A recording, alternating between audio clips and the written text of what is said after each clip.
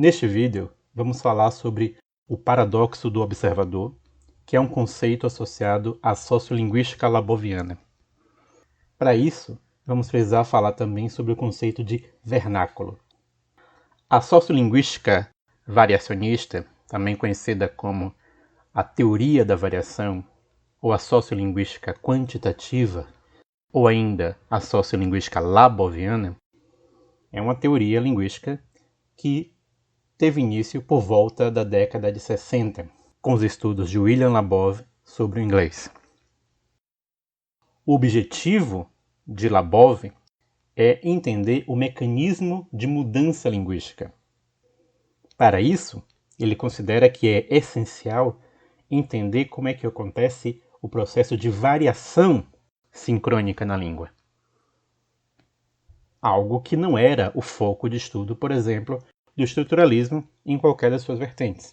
A variação sincrônica nas línguas era visto como um fenômeno da fala, no sentido saussuriano, um fenômeno da parole, ou seja, apenas dos atos individuais de uso da língua, mas não um fenômeno essencial da estrutura linguística. Como Labov traz essa variação linguística para o centro, para o foco de estudo, ele coloca como o objeto de estudo da sociolinguística aquilo que ele chama de vernáculo. O termo vernáculo tem um significado fora da linguística, que é mais ou menos equivalente a nacional, no sentido de que os cursos de letras, por exemplo, são muitas vezes chamados de letras vernáculas, no sentido de que a pessoa vai estudar a língua do seu país e as literaturas da língua do seu país.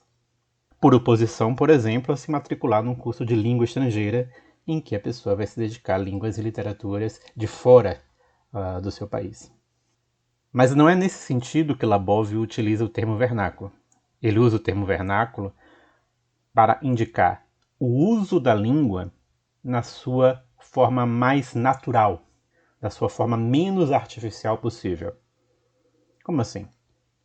Em várias situações de comunicação, nós podemos estar adotando um monitoramento da nossa fala, ou seja, nós estamos prestando atenção sobre a maneira como nós estamos falando para controlar e adequar de acordo com o ambiente e com as expectativas.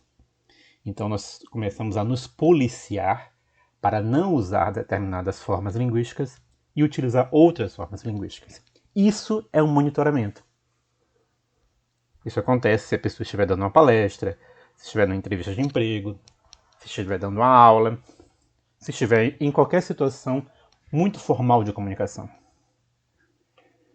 Por oposição a isso, há várias situações em que o monitoramento é mais baixo, em que a pessoa não está prestando tanta atenção assim sobre a sua forma de falar, mas ela está muito mais focada em apenas falar, em apenas transmitir, interagir através da língua, mas ela está mais preocupada com a mensagem que ela quer transmitir do que com a forma da mensagem. Essas situações de baixo monitoramento, em que a pessoa não está se policiando sobre o uso da sua língua, são justamente aquelas situações em que a língua que ela vai utilizar é, de fato, a língua dela, no seu sentido mais natural e menos artificial. Não há muita influência da escolarização, não há muita influência de outras pressões sociais de outros tipos. Esse é o vernáculo. E esse é o objeto de estudo da sociolinguística. Assim como para Saussure, o objeto de estudo da sua linguística é a langue, a língua, como o sistema linguístico. E para Chomsky, o objeto de estudo da gramática gerativa é a competência, a gramática internalizada. Para Labov, o objeto de estudo da sociolinguística é o vernáculo. E qual é o procedimento típico da sociolinguística para descrever a língua entendida como vernáculo? É levantar uma grande amostra de uso natural e espontâneo da linguagem, da língua, por parte de vários falantes, de perfis sociais muito diferentes entre si, para que o sociolinguista, para que o cientista possa descobrir quais são os fatores sociais e também os fatores linguísticos que estão influenciando nos processos de variação. Aí é que surge o problema. Aí é que surge a questão do paradoxo do observador. Esse conceito de paradoxo do observador, ele existe também fora da linguística. Ele diz respeito a toda e qualquer situação em que a própria presença de instrumentos de observação afeta, influencia e atrapalha o objetivo de observar o fenômeno. Então, se um físico está tentando analisar a interação entre certas partículas, entre certos átomos,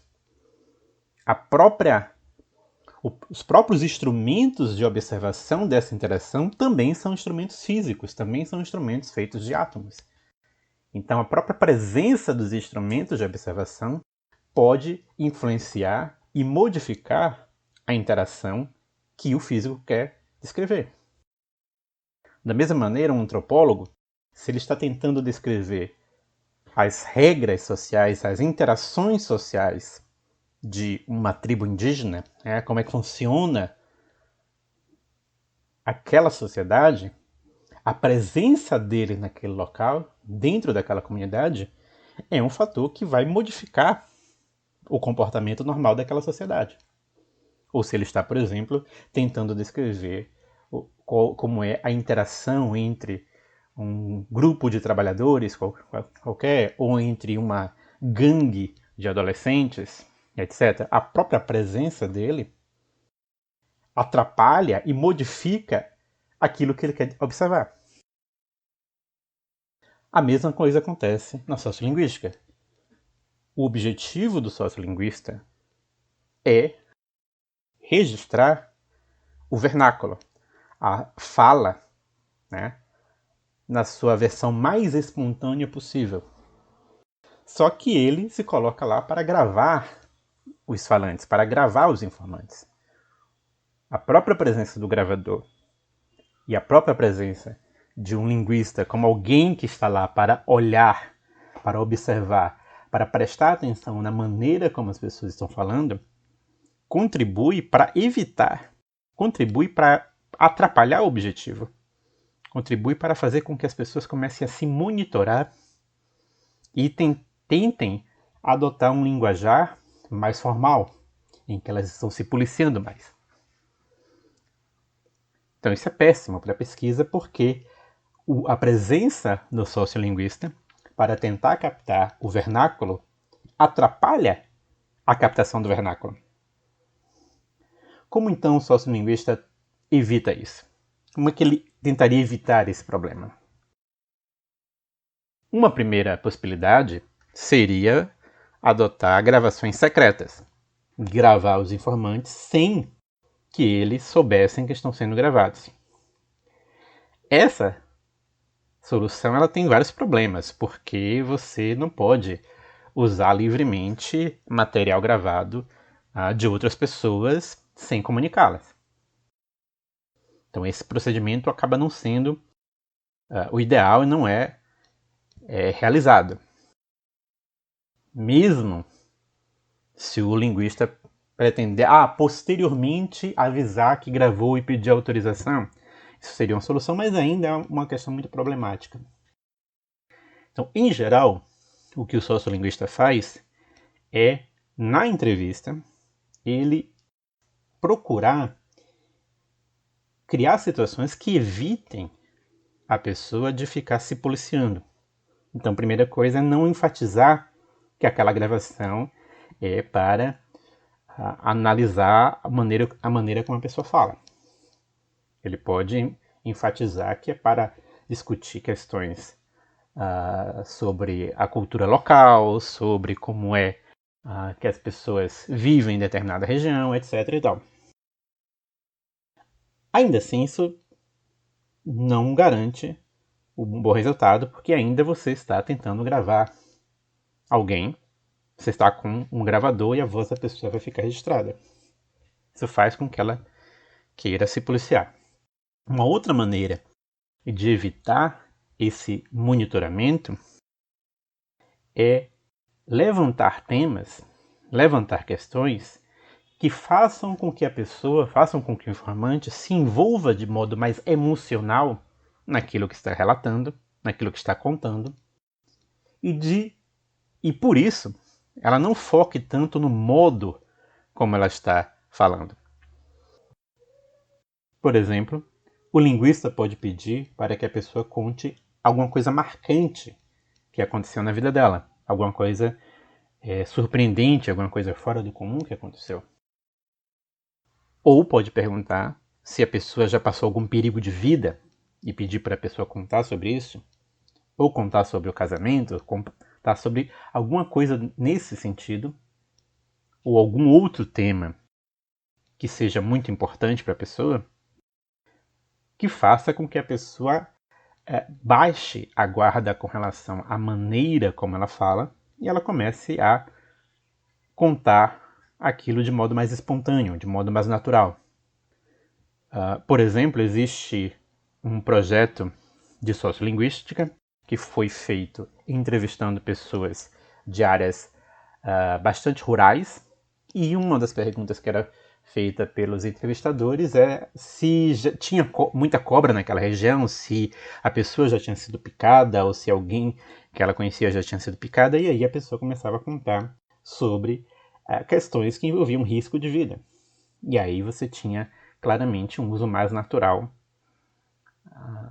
da fala, um uso mais espontâneo da fala. Então, nesse vídeo é basicamente isso. Nós falamos sobre o conceito de vernáculo, como a fala com o menor grau de monitoramento, e falamos sobre o paradoxo do observador e algumas maneiras de tentar evitar esse problema nos estudos de sociolinguística.